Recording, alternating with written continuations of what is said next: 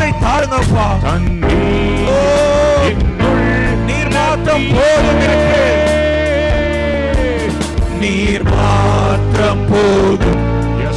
நீர் மாத்திரம் போதும்.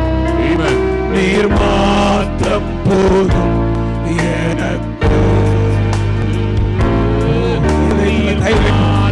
கைகளை வலது கரத்தை வானத்துக்கு நேராக உயர்த்தும்.